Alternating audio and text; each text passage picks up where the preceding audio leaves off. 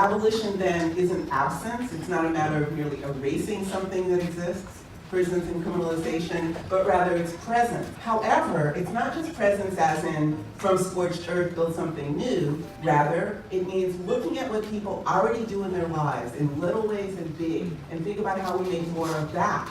And that actually is what can lead to the obliteration, which is to say the abolition of criminalization and imprisonment as all-purpose solutions to social problems. From the very beginning of my work, it was very clear to me that turning to the criminal legal system simply was not going to help people survive. Even though that was clear to me and the people that I was working with, that I was organizing with, trying to figure out how to avoid rape, to not be assaulted by intimate partners, to not be sexually harassed, to not experience childhood sexual abuse, as we were trying to figure out how to do that work. So as women of color, Black women, Native women, Latinx women, as we were doing our work in community, the mainstream anti-violence movement in the US and indeed in this country, indeed around the world, was over and over again saying, it's a crime if you've experienced violence, and what should you do? Call the police. In the context of inquest work and my involvement, I mean, when I first think about abolitionism, I adopt the language that was used earlier on. I think about social justice and not criminal injustice. I also, in thinking about inquest work, we work on deaths in all forms of state custody and detention. So it's beyond prison. It includes prisons, it includes immigration detention centres and mental health settings. If prisons were obsolete, how would the very profitable prison corporation, Corecraft, sustain itself in the open market? For it would no longer be able to produce goods while paying 25 cents an hour slave labor wages. But I am here on behalf of all my brothers and sisters that were incarcerated. One who's just been released about a month ago, he served 32 years in prison. I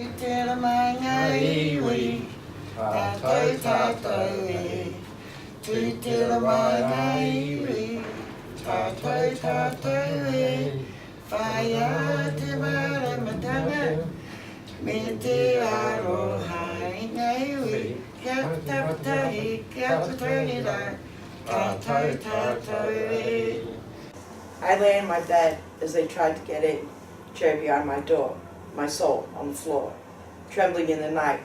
I think I need my mom, but no matter how I screamed, I knew she'd never come. My dad would shame me, tell me I'm a little whore, and the next night his friends would try once more. I never stopped fighting and I never went quietly, but just the same, something died inside me. My heart went cold and eventually the memory faded. Defined but guilty, acted out, who'd save me? So I sent me away and a ghost came to stay. I'm going to take my 10 minutes and I'm going to talk a little bit about the politics, the spectral politics of the public child. I want to talk about why challenging the politics of the child is a necessary and key facet of contemporary abolitionist labor. And the second thing I want to do is talk a little bit about how, offer some examples of how this artifact of the child underscores facets of the carceral state. And the third thing I want to do is offer some suggestions about how abolitionist praxis is moving around the politics of the child. Okay, so why would I say that my anti-carceral feminist practice leads me to focus on abolishing these mandatory life sentences? I'll talk about at least 4 reasons. The first relates to the legitimacy of using state violence through incarceration to address interpersonal violence. And the second is about who lives the brunt of these sentences. The third is about what we learn and what informs anti-carceral feminist practice by listening to and centering those who are living these sentences. And fourth is about what we might be able to achieve by seeking to abolish these sentences. So in this talk, I want to talk about how anti-carceral feminists used sound as a protest strategy during the ring-outs. So by listening to the unfolding of these protests that occurred at the border of public and carceral space, we identified how anti-carceral feminists used radio, electronic amplification, rhythm and music, and protest noise in multiple ways.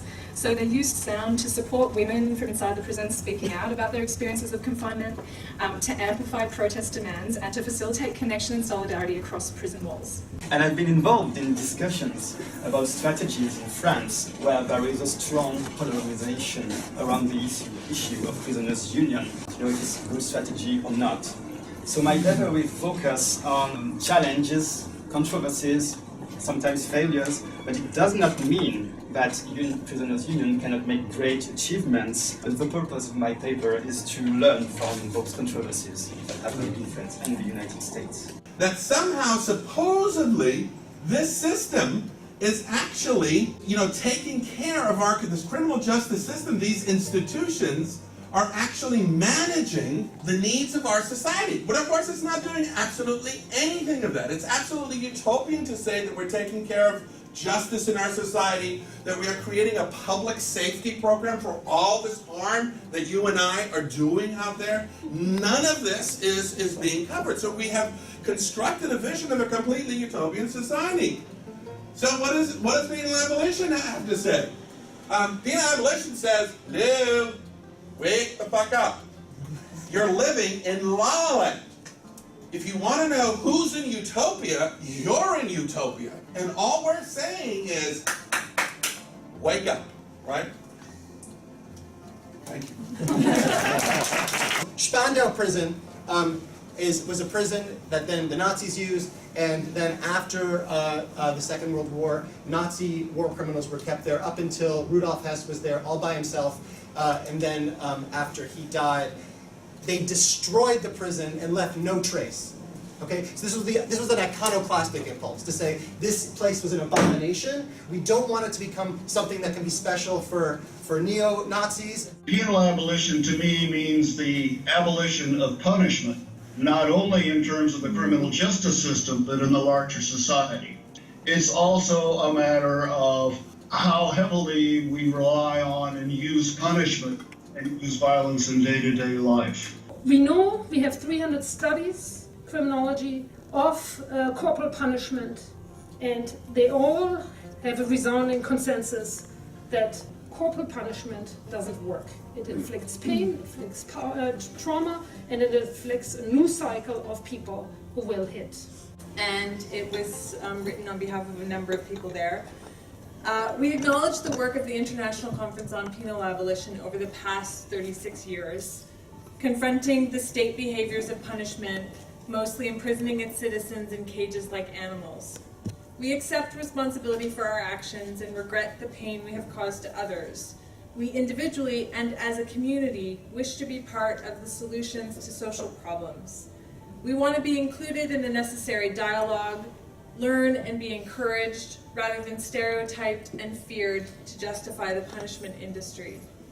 We want to be included in the political, economic, cultural, and social life of the general community and compensate for the damage we have caused. We want to be seen as human.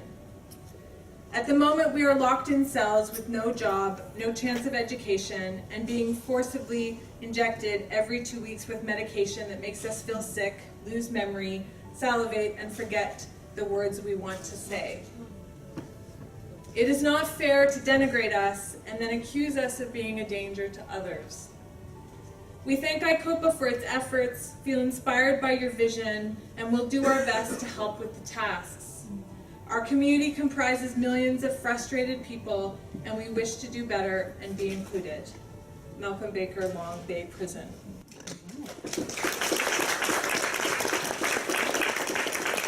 Thanks to Brett for bringing that.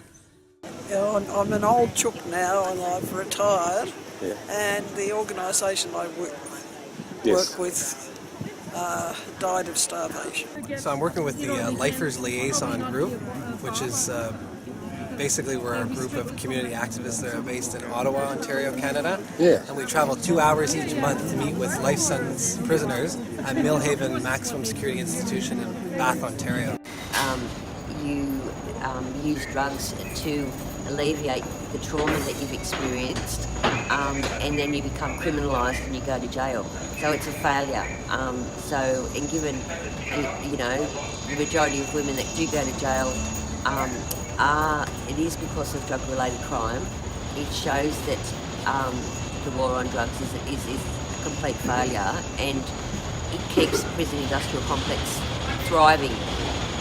Critical resistance gave me hope, because to be able to stop the building of a jail is pretty significant. So the fact that they were able to stop the building of a jail in San Francisco is phenomenal. and that's what rural abolition work is.